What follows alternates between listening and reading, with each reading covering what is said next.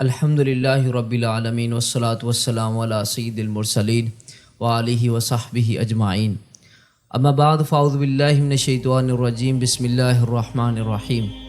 السلام علیکم سامعین و ناظرین، میں ہوں آپ کا میزبان نواز علی قادری، سنت کی کرنیں یوٹیوب چینل کی طرف سے آپ کی بارگاہ میں حاضر ہوں۔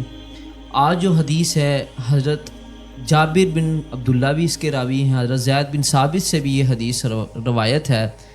اس حدیث کو امام ترمذی نے اپنی کتاب السنن میں کتاب المناقب کے اندر روایت کیا۔ کیا حدیث ہے؟ رسول اللہ صلی اللہ علیہ وآلہ وسلم نے ارشاد فرمایا، انی تارک فیکم الثقلین کتاب اللہ و عطرتی و اہل بیتی۔ فرمایا، اے لوگوں، میں تمہارے درمیان دو چیزیں چھوڑ کر جا رہا ہوں، ایک اللہ کی کتاب ہے اور دوسری میری اہل بیت ہے، میری عطرت ہے، میری اولاد ہے۔ اور فرمایا یہ دونوں چیزیں بہت بھاری ہیں، بہت وزنی ہیں، بہت ثقلین ہیں۔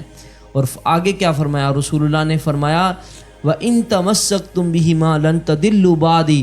فرمایا اگر تم نے ان دونوں کو مضبوطی سے تھام لیا، ان دونوں کو مضبوطی سے پکڑ لیا، ان سے متمسک ہو گئے، تو فرمایا تم کبھی بھی ہرگز گمراہ نہیں ہو سکو گے۔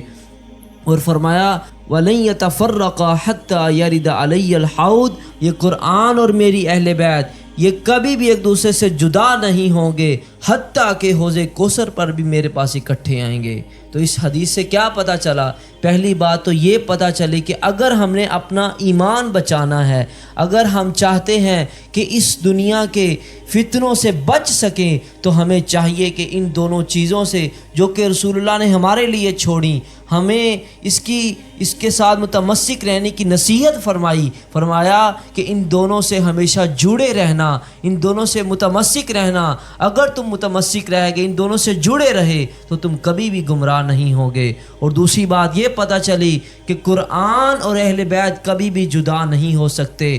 جہاں قرآن ہے وہیں اہل بیت ہیں، اور جہاں اہل بیت ہیں وہیں قرآن ہے۔